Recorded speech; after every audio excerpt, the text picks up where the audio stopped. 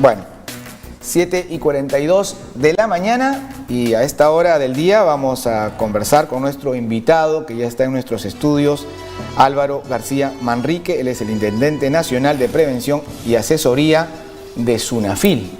Y bueno, vamos a conversar sobre esta línea gratuita que se ha puesto a disposición de la ciudadanía y otros temas que tienen que ver con este sector tan importante y los derechos de los trabajadores. Muchas gracias por estar con nosotros. Buenos días, Reinaldo. ¿Cómo estás? Bueno, el propósito de esta línea gratuita, ¿cuál es? Que los trabajadores puedan tener acceso rápido, inmediato, para tener la información que necesiten. Correcto. Esta línea telefónica, que es gratuita, porque es una línea 0800, va a permitir a los ciudadanos realizar sus consultas laborales y en general sobre el sistema inspectivo, ¿no? La labor que hace SUNAFIL. Van a poder preguntar sobre cuáles son los derechos que tienen, qué beneficios tienen, qué acciones pueden realizar en caso de un incumplimiento de parte de su empresa, ¿no? Lo importante de esta línea telefónica, Reinaldo, es que es un servicio gratuito. El ciudadano que hace uso de esta línea no le va a costar la llamada.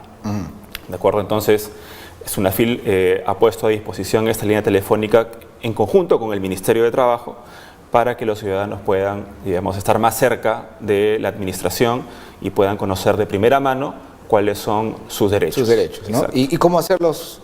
¿Cómo exigirlos? ¿Cómo exigir su cumplimiento? Efectivamente, ¿no? Nosotros como SUNAFIL atendemos las denuncias laborales, entonces a través de esta línea telefónica le vamos a explicar a los ciudadanos cuáles son los mecanismos que pueden emplear para hacer valer sus derechos, ¿no?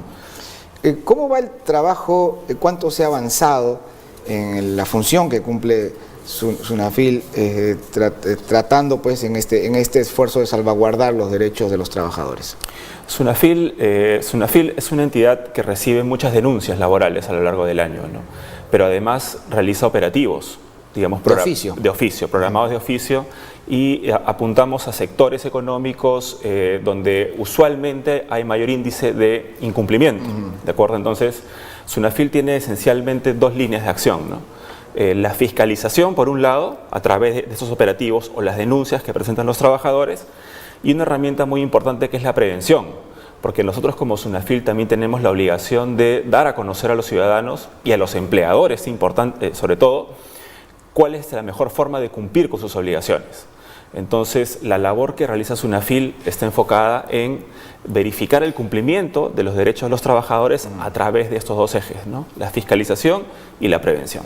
Yo preguntaba ahora, mientras estábamos en este enlace en directo con el terminal Yerbateros, sobre el tiempo que trabajaba el chofer. Claro que no lo vi convincente cuando respondió. Primero dijo 4 horas, después dijo 8 horas, pero ellos tienen un régimen particular porque lo que llevan, lo que transportan son las vidas de cientos de personas, ¿no? La informalidad nos ha pasado por encima en ese aspecto, ¿no? Sí, lamentablemente la informalidad está muy presente, sobre todo en materia laboral, ¿no? Muchos trabajadores fuera de planilla, muchos trabajadores que ni siquiera están con recibo honorarios, ¿no?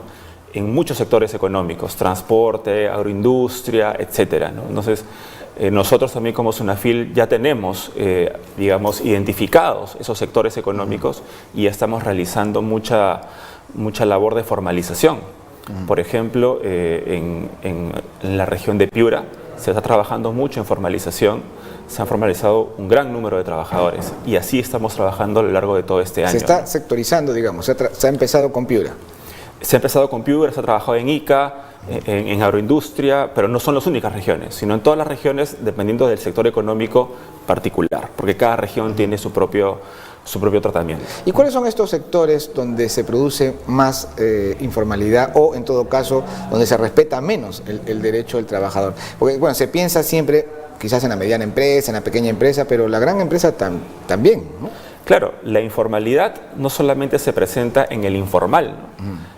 Hay también mucha práctica informal en el formal, en las empresas formales, ¿no? Quizá en menor medida, ¿no? En gran medida la informalidad se presenta en el sector informal, de pronto el microempresario, ¿no? Las MIPES, ¿no? Pero en el sector formal también hay muchos trabajadores que están fuera de planilla, a pesar de que realizan la labor principal de la empresa, por ejemplo, ¿no? Entonces, todo eso está orientado, la labor de SUNAFIL está orientada a ambos sectores, ¿no?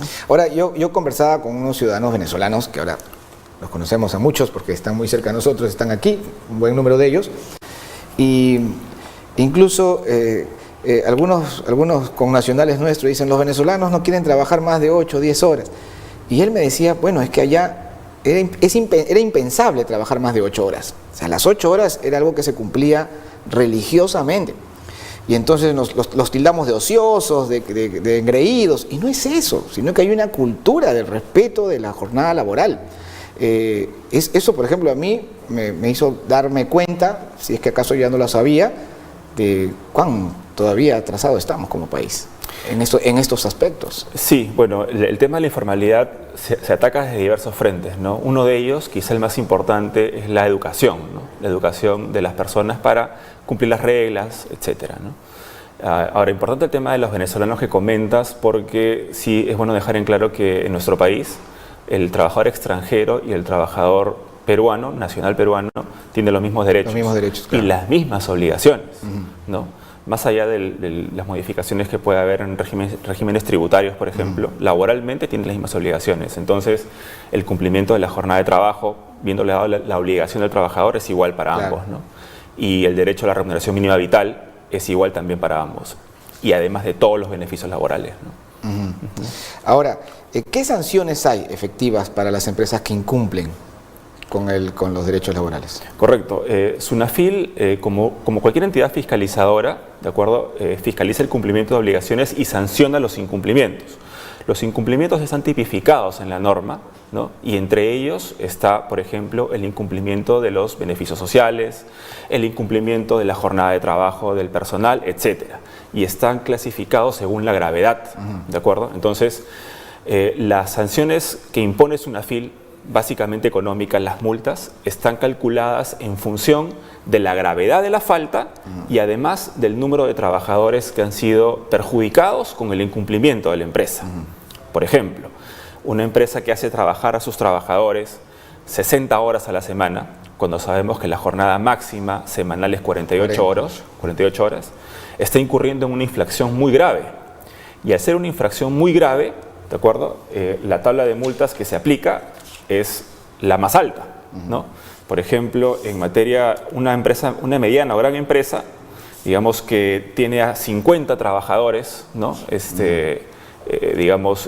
Con esa jornada, recibe una multa mucho más elevada, ¿no? Que una pequeña y microempresa para las que también está prevista esta infracción. Otro aspecto importante que se produce muchas veces dentro del centro de trabajo es el hostigamiento del que son sujetos los trabajadores. ¿Cómo podemos identificar cuándo se trata de un hostigamiento y qué acciones se pueden tomar? Correcto. El hostigamiento sexual, vamos a llamarlo sexual laboral, está comprendido dentro de un concepto superior que es la hostilidad, el hostigamiento. Los actos hostiles de la empresa son aquellas prácticas de la empresa que buscan aburrir al trabajador, ¿no? Forzar su renuncia, ¿no? Es por eso que se le llama un despido indirecto.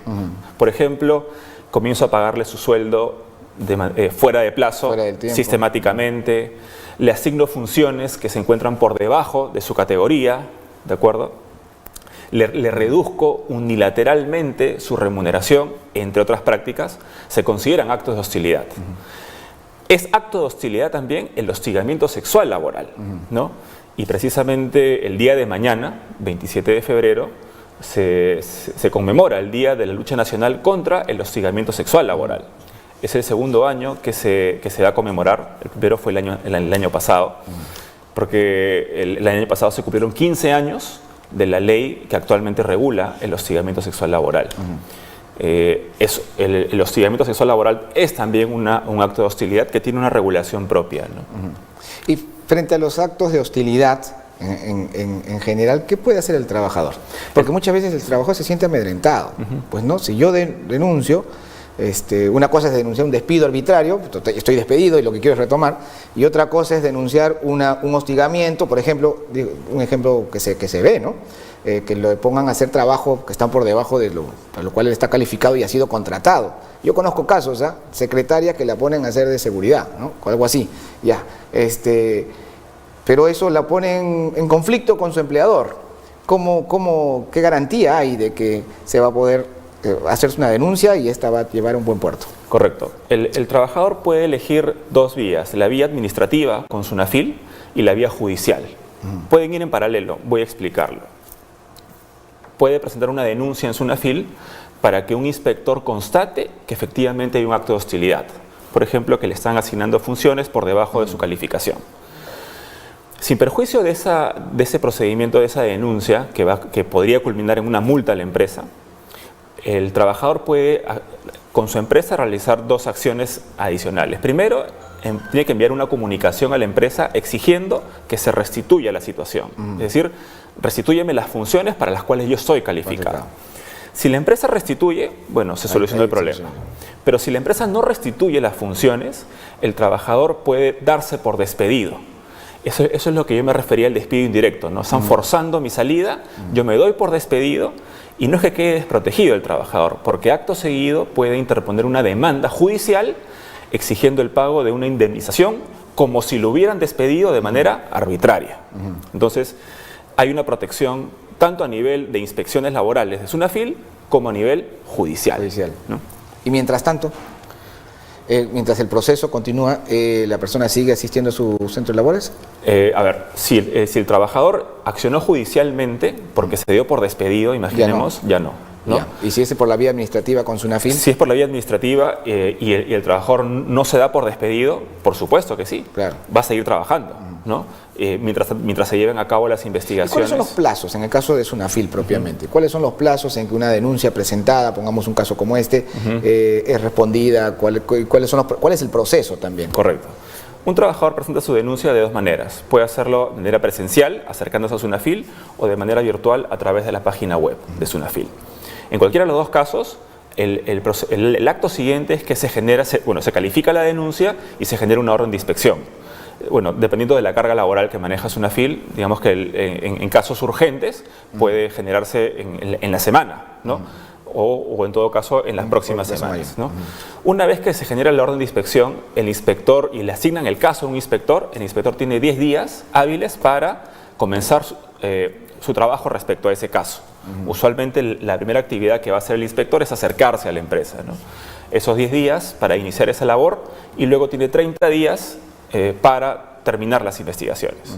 Es decir, al cabo de más o menos 30 o 40 días ya el inspector tiene una opinión si es que hubo o no un acto de hostilidad. Si acaso hubo un acto de hostilidad, el expediente pasa a otra etapa, que ya es propiamente el procedimiento sancionador, donde de ser el caso, se interpondrá una multa a la empresa. A la empresa. Exacto. De acuerdo. Entonces, bueno, estas cosas que a veces pueden resultar un poco técnicas, complicadas para un trabajador, ¿no? Que no tiene mayor información, tiene la posibilidad de llamar a esta línea gratuita. ¿Podemos compartir el número?